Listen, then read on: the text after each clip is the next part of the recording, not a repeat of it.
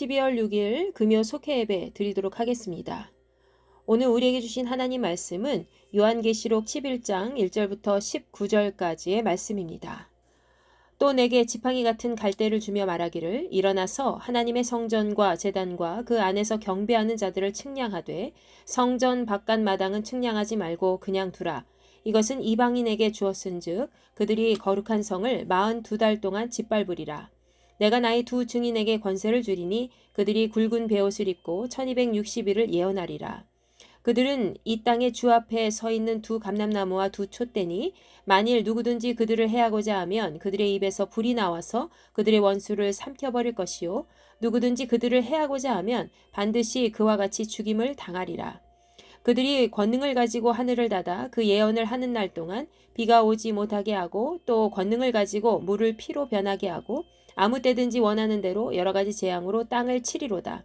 그들이 그 증언을 마칠 때에 무적행으로부터 올라오는 짐승이 그들과 더불어 전쟁을 일으켜 그들을 이기고 그들을 죽일 터인즉 그들의 시체가 큰 성 길에 있으리니 그 성은 영적으로 하면 소돔이라고도 하고 애굽이라고도 하니 곧 그들의 주께서 십자가에 못 박히신 곳이라.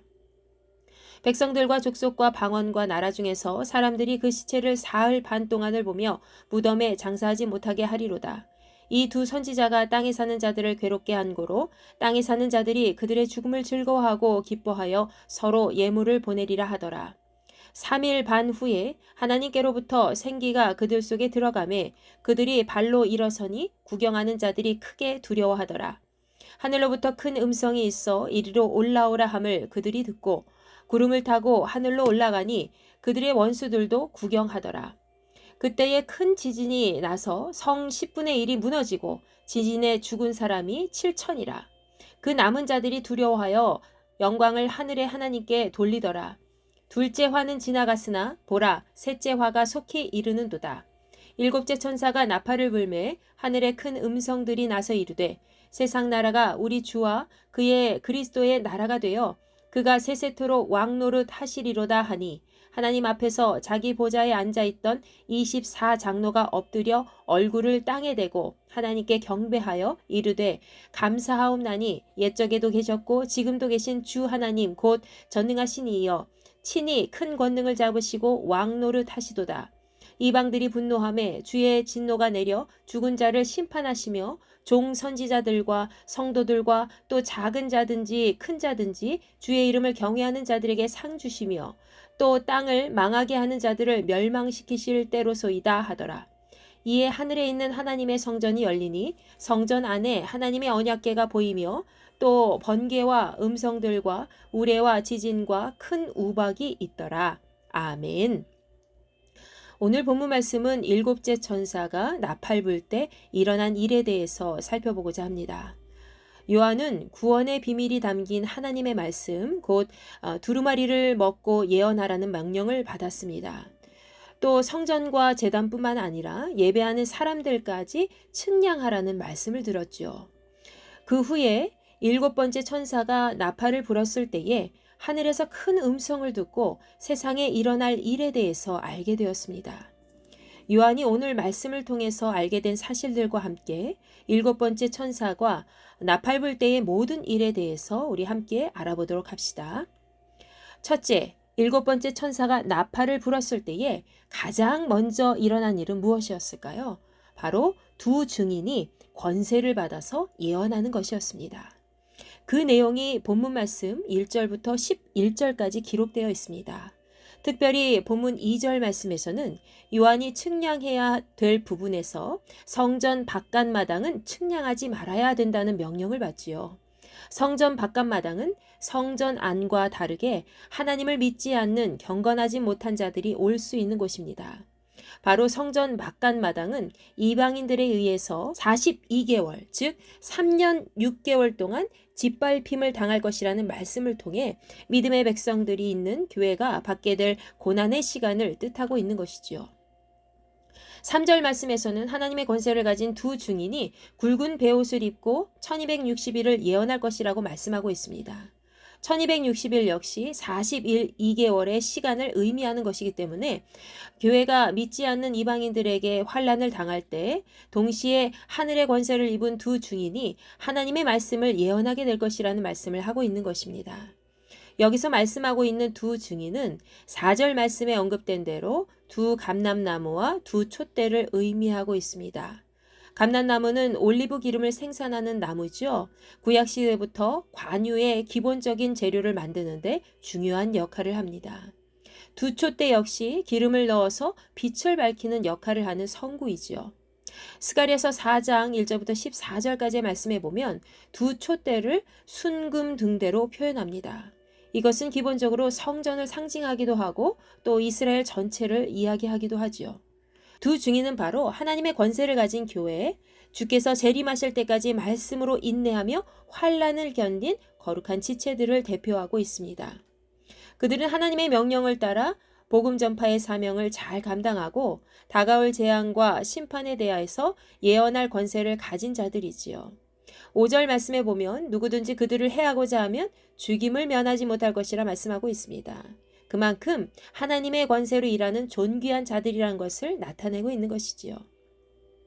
그러나 이 두 증인이 증언을 마치게 되면 무적행으로부터 올라온 짐승과 더불어 싸우게 될 것이고 그들은 죽임을 당하게 되리라고 예언하고 있습니다. 그들의 시체는 악한 세력의 원산지라고 할 수 있는 소돔과 애굽이라 불리는 성에 널려 있을 텐데요. 그곳은 곧 예수께서 십자가에 못 박히신 곳이라고 말씀하고 있지요. 즉 거룩한 자들이 하나님의 명령에 따라 소임을 다하면 그들은 세상의 악으로부터 희생당하게 된다는 말씀입니다. 그들을 죽인 세상은 마귀가 마지막으로 활동하는 세상을 의미합니다.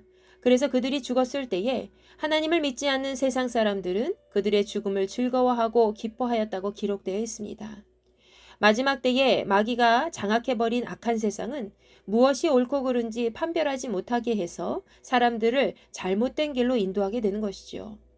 우리는 참된 그리스도인으로 끝까지 환난의 고통을 이기고 하나님의 통치하심을 증언하는 자들이 되어야 할 것입니다.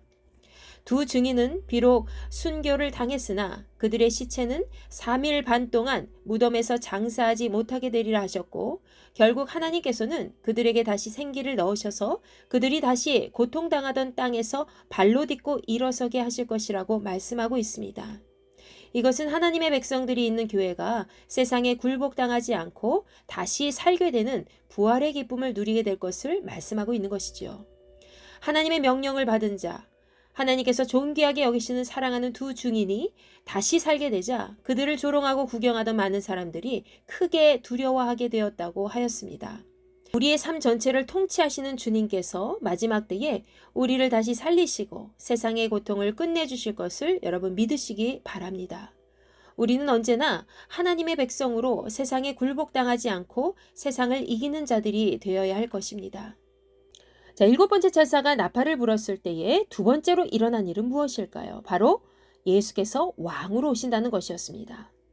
본문 말씀 12절에서 요한은 하늘에서부터 올라오라는 큰 음성을 듣고 구름을 타고 하늘로 올라갑니다. 그때에 그는 그 성에 큰 지진이 나서 성의 10분의 1이 무너지고 없어지는 것을 보게 되죠. 그리고 7,000명의 사람들이 죽는 모습을 보았습니다. 그리고 그곳에서 살아남은 자들은 그 모든 것을 두려워하면서 하나님께 영광을 돌렸다고 13절 말씀에 기록되어 있습니다. 14절 말씀에서는 두 번째 재난이 끝나고 이제 곧 세 번째 재난이 올 것이라고 말씀하고 있죠. 그때 7번째 천사가 나팔을 불자 하늘에서 다시 큰 음성이 들려왔습니다. 그 음성은 이렇습니다. 우리 주님과 그리스도께서 이제 이 세상을 다스리시며 앞으로도 영원토록 다스리실 것입니다. 그러자 하나님 앞에 앉아있던 24장로들이 엎드려 하나님께 경배하였고 그들은 다시 이렇게 말하였습니다. 지금도 계시고 전에도 계셨던 전능하신 우리 주 하나님께 감사를 드립니다. 이제 주님은 그 크신 능력으로 이 땅을 다스리실 것입니다. 온 세상 사람들이 화를 내고 교만하였으나 이제는 주님께서 진노를 내리시고 죽은 자들을 심판하실 때입니다. 또한 주님의 종들인 예언자들과 거룩한 백성들, 큰 자이든지 작은 자이든지 주님을 경외하는 자들을 위해서 상을 베푸실 때입니다. 그리고 이 세상을 망하게 하는 자들을 멸망시키실 때가 왔습니다. 일곱 번째 천사가 나팔을 불 때에는 바로 만왕의 왕으로 다시 오시는 예수님을 만나는 때이죠. 그때에는 사탄이 다스리는 모든 세상 권세가 무너지고 주께서 통치하시는 나라가 이루어지게 될 것입니다.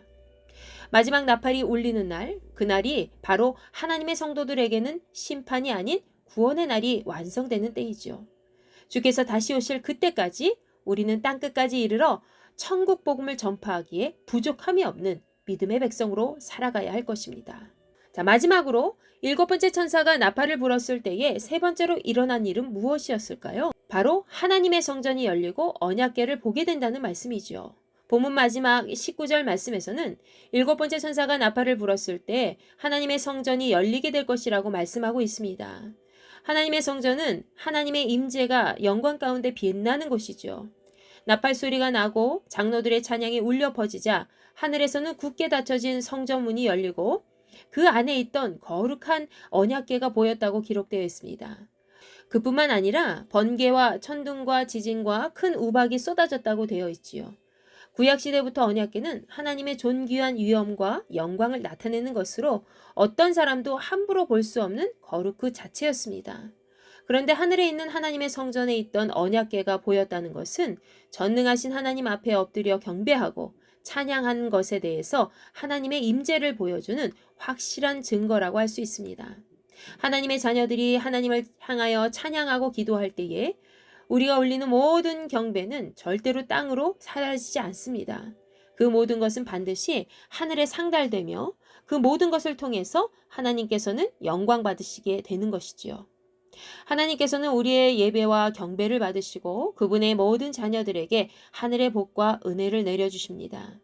본문 말씀에서는 바로 우리를 향한 하나님의 깊은 사랑과 구원의 은혜와 충만한 복이 내려진다는 것을 성전의 언약궤를 통해서 증거하고 있는 것입니다. 하늘 문이 열릴 때 이 세상에는 구원의 문과 심판의 문이 동시에 열립니다. 이 세상에 있는 모든 교회들은 맡은 임무를 완수하게 되면 하나님께서 모든 교회와 믿는 자들을 향해서 하늘 성전의 문을 열어주셔서 구원으로 이끌어 주시지요. 그러나 심판의 문을 통해서 심판을 받는 자들도 분명히 존재합니다. 이 땅 위에서 살아갈 때에 믿는 자에게 있어서 고난의 과정은 필연적입니다. 절대로 피할 수가 없지요.